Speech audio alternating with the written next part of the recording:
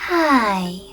In front of me is Samsung Galaxy S23 Plus, and today I would like to show you how you can find all typing features available on this Samsung. First of all, go into Settings. Now scroll all the way down and choose General Management. After that, tap on Samsung Keyboard Settings.